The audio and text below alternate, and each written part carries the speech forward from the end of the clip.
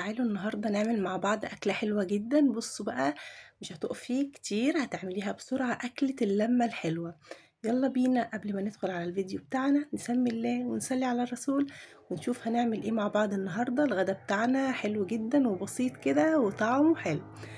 التتبيلة اللي عندي بسيطة جدا وسهلة. معايا بصلتين كده وسط، أنا كان عندي بصلة كبيرة وبصل صغيرة فخدت واحدة كبيرة وواحدة صغيرة. هنحتاج بصلتين وسط. هنبتدي كده نفرمهم فرم متوسط في الكبة، وبعد كده هننزل بيهم بقى في طبق، هقسمهم نصين. هاخد نص الكمية بتاعة البصل ونص التاني هنحتاجه دلوقتي في حاجة تانية. هجيب بقى عليه نص معلقة كبيرة من الفلفل الأسمر، وبعد كده نص معلقة من الملح، ونبتدي نقلبهم كويس جدا مع بعض علشان نتبل الفرخة بتاعتنا.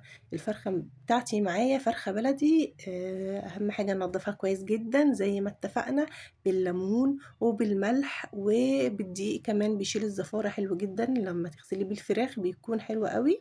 وننقعها كويس قوي في الليمون. الفراخ البلدي بتحتاج يعني تتغسل كذا مرة بالملح والليمون. بعد كده بقى هبتدي اجيب البصل اللي احنا عملناه ده بالفلفل والملح بس، ابتدي اتبل الفرخة بقى كده من بره وجوه. والتتبيلة دي بتفرق جدا في طعم الفراخ بتاعتنا، بتخلي طعمها حلو قوي. هسيبها بقى شوية كده على جنب في البصلاية اللي احنا عملناها. هجيب نص معلقة من السمنة وهضيف عليها كده معلقتين من الزيت، وهبتدي انزل بالجزء التاني من البصل. يبقى احنا كده قسمنا البصل بتاعنا جزئين، جزء تبلنا بيه الفرخة كده بملح وفلفل، والجزء التاني هبتدي انزل بيه هشوحه وانزل عليه بنص معلقة برضو من الفلفل الاسود ونص معلقة من الملح. هنبتدي نقلب فيه كويس جدا. انا يعني عايزاه يدبل بس مش عايزاه ياخد لون خالص معايا. وبعد كده بعد ما البصلاية تدبل هكون مجهزة ربع كوباية واحدة بس من الرز. هنبتدي بقى نشوح الرز ده كويس جدا. عايز الرز يسخن كويس جدا ويتشمع معايا، كل رزاية تكون كده متشمعة بالمادة الدهنية اللي عندنا. تمام. وممكن كمان في الخطوة دي تستخدمي الكبد والقوانص لو انت حابة تشوحيها قبل البصلاية وبعد كده تنزلي عليها بالبصلاية، لو انت حابة تحشي بالكبد والقوانص. تمام. نزلت بقى على الرز بربع كوباية صغيرة قوي من المية، يعني يا دوبك كده الرز، المية كانت تحت الرز، عايزاه يستوي بس 50% علشان الفرخة بتاعتنا صغيرة ومش هتاخد تسوية. علشان الفرخة ما تستويش وتلاقي الرز بتاعك ني معاكي، سويه 50%. وبعد كده هنفضيه بقى في حاجة عشان يبرد كويس قوي. بعد ما يبرد هنبتدي ناخد بقى الرز بتاعنا ده، ريحته تحفة جدا. هبتدي أبقى انزل بقى في الفرخة كده واحشيها تحت الجلد. طبعا احنا بنبقى فاصلين اللحمة عن الجلد كده، يعني مسفقين الفرخة وغاسلين كويس قوي. وبعد كده هبتدي احشي الرز بتاعي ده كويس جدا معايا. ضفت كمان على الرز والخلطة دي ربع معلقة صغيرة من السبع بهارات، عشان نسيت اقول لكم. وهي بتتشوح برضو ضفت عليها نص معلقة من السبع بهارات. لو بتحبي تستخدمي القرفة هتستخدميها، لكن انا يعني ما بحبش استخدم القرفة وانا هعمل شوربة. ممكن استخدمها في الشوي لكن في الشوربة مش بحبها، فانا استكفيت بالملح والفلفل ورشة كده بسيطة من السبع بهارات بس. هو ده الخلطة بتاعتنا اللي بتخلي الفرخة طعمها تحفة جدا. تمام كده. ناخد كل الرز بقى ونحشي الفرخة كده من تحت الجلد ومن جوه ونظبطها. طبعا ما تزحمهاش علشان ما تقومش مفتوحة منك ويكون شكلها مش كويس. هجيب بقى حلة على النار، حط فيها بصلتين ولوري وجزر وحبهان وفلفل اسود، وهغطي عليهم واسيبهم يغلوا كده لحد ما نشم ريحة التوابل اللي احنا حطيناها والخضار بتاعنا كده يغلي مع بعضه علشان ناخد شوربة حلوة جدا. ضفت كمان الملح زي ما قلت لكم. الفرخة اللي عندي صغيرة فمش هتاخد تسوية، دي فرخة بلدي شمورت، ديك بلدي شمورت، فمش هياخد تسوية معايا. ظبطت الملح برضو من الاول من ساعة ما حطيت الفرخة. وهبتدي كده اي حاجة تطلع على الوش هشيلها، وما شاء الله ما فيش اي حاجة طلعت. وبعد كده هنكون مجهزين حبيتين من الطماطم، طماطمتين كده انا فرماهم. هنزل بيهم بقى وهغطي عليها، واول ما يبتدي المية تغلي معايا او الشوربة ههدي النار واسيبها على نار هادية نص ساعة بالظبط. هتكون جاهزة معايا الفراخ البلدي برضو الصغيرة صغيرة في السن، يعني ما بتاخدش تسوية. على ما الفرخة تستوي هكون جهزت بقية الغدا بتاعي. جبت حلة حطيت فيها معلقتين من الزيت ونص معلقة من السمنة، وهبتدي انزل كده معايا بصلاية وسط متقطعة قطع متوسطة. هبتدي اشوح في البصلاية بتاعتي. هنا بقى عايزين البصلة تاخد معايا لون، يعني عايزينها تتحمر. خلاص بعد ما تتحمر كده هكون مجهزة فصين من التوم، فصين كبار كده حلوين مفرومين. هننزل بقى ايه على البصلة بالثوم، وهنا بقى هتشمي ريحة تحفة جدا. هبتدي اشوح البصل مع الثوم كده لحد ما ريحة الثوم بتاعي يطلع برضو.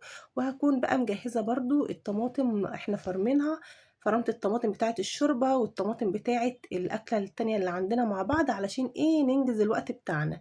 هنزل بقى كده ب4 حبات طماطم مفرومين، وبعد كده هنبتدي نقلبهم كويس قوي ونشوف بقى هنستخدم التوابل ايه. اللي معايا توابل برضو سهلة وبسيطة كده وبتدي طعم حلو جدا للأكلة بتاعتنا. نص معلقة صغيرة من الفلفل الأسود، وظبطت الملح بتاعي، وهضيف كمان نص معلقة من السبع بهارات. عايزة تحطي بقى مكعب كده من الماجي المرقة يعني اضيفي، بتدي طعم حلو جدا. لو حابة، لو مش حابة استغني عنه. ضفت كمان نص معلقة من السبع بهارات ورشة كده بسيطة من السكر. تمام. هقلب بقى كل الحاجات اللي معايا دي وهغطي على الصلصة واسيبها تتسبك براحتها خالص. هنعرف اللي هي اتسبكت ازاي، بنلاقي المادة الدهنية بتاعتنا كده نطرت على الوش وبكده بتكون جاهزة معانا. هنا بقى هننزل بالبامية. هتاكلي شوية بامية مسكرين وطعمهم حلو جدا. البامية دي انا مفرزاها، هقول لكم ان شاء الله على طريقة التفريز اللي انا بشتغل بيها على طول، وبتطلع حلوة جدا معايا. تمام. ان شاء الله انزل لكم فيديو بتفريز البامية لو انتوا حابين يعني. بتفضل خضرة معاكي وبتطلع فريش اكنك لسه جايباها ولسه عاملاها فريش، ما شاء الله لونها بيبقى جميل جدا وما بتاخدش تسوية معاكي ولا اي حاجة. هسيب بقى البامية كده بطلعها من الفريزر على الطبخ على طول، ما بسيبهاش تفك، وبنزلها في الصلصة وبغطي عليها شوية بتفك في قلب الصلصة بتاعتها.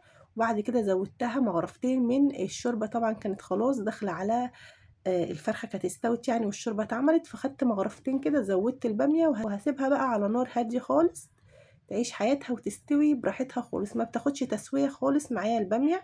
بالطريقة اللي انا بفرزها بيها دي بتكون حلوة قوي. هنجيب الحلة بتاعتنا التالتة ونحط فيها بقى شوية زيت على شوية سمنة، وهنزل بالشعرية لحد ما تاخد لون كده معايا الجولد الجميل ده.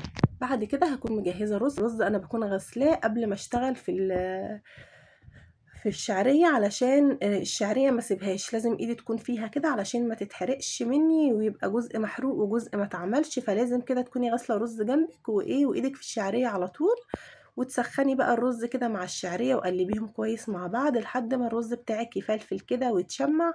بعد كده بقى هنقوم نازلين بالمية بتاعتنا، يا دوبك كده بتغطي الرز وبتعملي حساب الشعرية بربع كوباية صغيرة من المية. ظبطي الملح بتاعك وغطي عليه. اول ما يبتدي يغلي كده ويتشرب المية بنهدي النار عليه ونسيبه برضو نص ساعة على النار وهيكون استوى. هنا الفرخة خلاص كانت خدت التسوية بتاعتها المظبوطة. هتاكلي بقى فراخ بلدي محشية بشوية رز كده خلطة تحفة جدا، طعمهم خطير قوي. على ما الرز بتاعنا بقى ايه، انا كنت وطيت النار عليه وكان خلاص داخل في التسوية يعني، والبامية كانت برضو استوت. هسيبه بقى يتشرب كده على الهادي، وعلى ما الرز يتشرب هكون بحمر بقى الفرخة اللي عندنا، نحمرها كويس كده علشان يكون طعمها وشكلها حلوين. الفراخ البلدي بتتحمر كده في معلقتين من السمنة البلدي وشوية زيت وبتكون طعمها حلو جدا. لو دخلناها الفرن بالنسبة لي مش بتكون حلوة.